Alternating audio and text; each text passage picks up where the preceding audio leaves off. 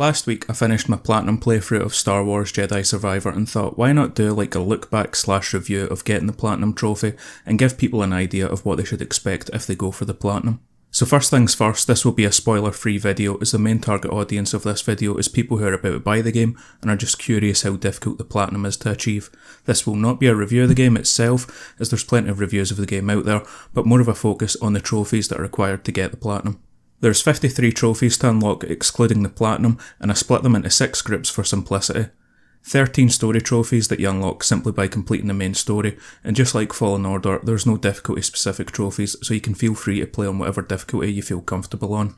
I personally would recommend playing on normal and then dropping the difficulty after completing the story to make the trophy cleanup process easier. I originally started out on the easiest difficulty as I didn't want to be spending too much time getting stuck in boss fights on stream, and found myself having to turn the difficulty up as the game started to get a little bit boring combat wise with the difficulty on easiest. To complete the main story took me 18 hours, but depending on your difficulty and skill level it could be closer to 20 or 25.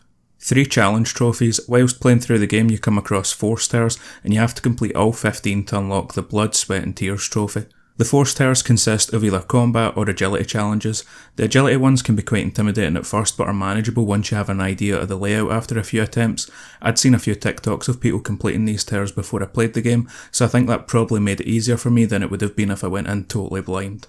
Some combat ones are super easy, only having you defeat a few waves of enemies, but you have 2 really difficult ones. One that has you fight 2 rancors at the same time, and the other one I'll leave as a surprise for when you play the game. But for both of these fights, your enemies are going to have a load of health along with the ability to one-shot you, so for those 2 challenges I simply just turned it to the easiest difficulty and smashed the square button. Star Tours has you complete all 7 of the Jedi chambers. 1 you'll complete as part of the story, 1 is a boss fight, and the other 5 are all puzzles. The puzzles aren't too hard, but I also didn't find them super obvious either. If you find yourself getting stuck on any of the puzzles, my advice would be to check the map as it might help point you in the right direction. Last for the challenge trophies I included Gambler. After exploring for a bit you can unlock a minigame called Holo Tactics that has you use enemies that BD has scanned as pawns fighting against your opponents. You have to defeat all 8 players to get the trophy, and I found Holo Tactics surprisingly hard and should probably be one of the last trophies that you go for. 7 collectible trophies, however only 1 of these trophies was annoying, and even then it wasn't as bad as what I originally thought it would be. Splurgo is a trophy that on the surface looks quite simple: buy everything in Doma's shop. However, to do this you're going to have to find all 100 priorite shards in the game, and priorite shards are one of the only collectibles that appear on every planet. You can find an upgrade for BD that shows all collectibles on the map and is pretty much a necessity, however it doesn't differentiate between priorite shards and scrolls or data discs, so I spent an hour on one planet picking up useless collectibles when I'd unknowingly already found the priorite shards on that planet. The other collectibles are quite simple. Intergalactic Geographic is for having BD scan every enemy type that you come across, and you should unlock this quite easily if you're aware of the trophy before starting the game. However, I will mention that you shouldn't look at a guide to see who you've missed until after completing all the bounty hunters and legendary adversaries, as there will be spoilers.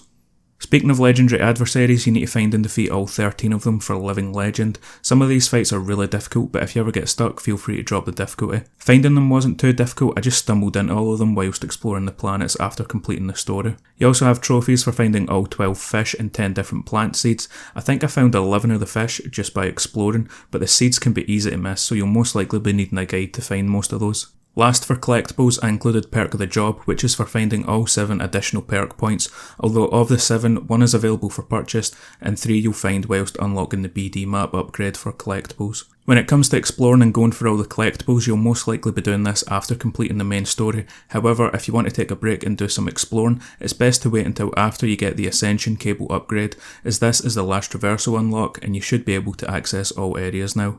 15 miscellaneous trophies. Most of these I'd expect you to unlock just through general gameplay or after reading the trophy description, as you most likely won't be needing a guide for the majority of these. I won't go into every trophy in this section, but the ones worth knowing: Cage Match for defeating all bounty hunters, their exact locations are shown on the map so they're treated kinda like missions.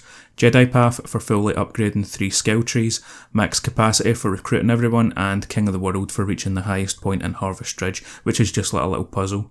14 combat trophies, and most of these you'll unlock just by playing through the game and experimenting with the new stances and force abilities. Pinpoint is the one I found most difficult, as although it only requires you to defeat 10 enemies with the precision release move, it felt quite inconsistent with its success rate, unlike Point Blank, another counter-attack move which I could pull off quite consistently, but this could just be a skill issue on my end. There are 2 trophies for performing an attack whilst wearing a specific clothing item, and you might need a guide for finding the clothing pieces if you haven't come across them. Cobra Cal is for hitting the training dummy whilst wearing a headband, and Roadhouse for performing a dropkick whilst rocking a mullet, which I saved for the platinum.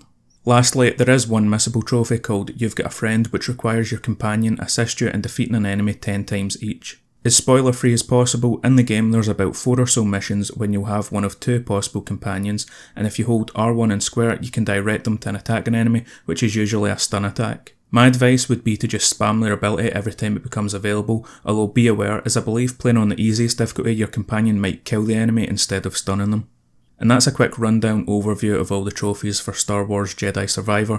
From my experience with the Platinum Trophy, I really enjoyed my time with the game and found it an easier and more enjoyable Platinum than Fallen Order, although the game runs noticeably worse than Fallen Order ever did at launch, and a lot of reviews seem to overlook or just not mention the issues. I bought Fallen Order at launch and platinumed it within the first 2 weeks and don't remember there being any technical issues with the game. I've had this game crash or get frozen on a loading screen well over 10 times and even had my progress reset back 5 or 10 minutes a handful of times, which isn't the end of the world, but it is incredibly annoying and shouldn't be happening in a game that retails for £60. I've also seen forum posts of glitched trophies with people having problems with the Bounty Hunter's final mission not spawning and Perk of the Job trophy not popping, which thankfully I didn't encounter. However, even with all those problems, Jedi Survivor is a game that I would definitely recommend you go for the Platinum Trophy on. Yes, the game has some technical flaws, but they should hopefully be patched and no longer an issue in a month or so's time, and are greatly outweighed by the game's positives. The Platinum can be as easy or hard as you want it to be and encourages you to try new styles. I originally ran Blaster and Double Bladed for the entire story, but after using Dual Wield for the trophy tied to that stance, found it actually suited my style more than the Double Bladed. The collectible hunting for the Priorite shards I was dreading, especially after the BD upgrade didn't differentiate between the different types of collectibles, but surprisingly it didn't feel like a grind, more like I was just exploring the planets, taking in everything that the game had to offer. I remember before giving me the game my friend raved about how great the game was and how it had improved on every aspect of the previous game, and he was right. Even the trophies compared to the previous are much more enjoyable, and I'm glad they didn't tie a trophy to beating the game on Grandmaster like some people in the community wanted. I don't have a problem with trophies being tied to the hardest difficulty in games when they make sense.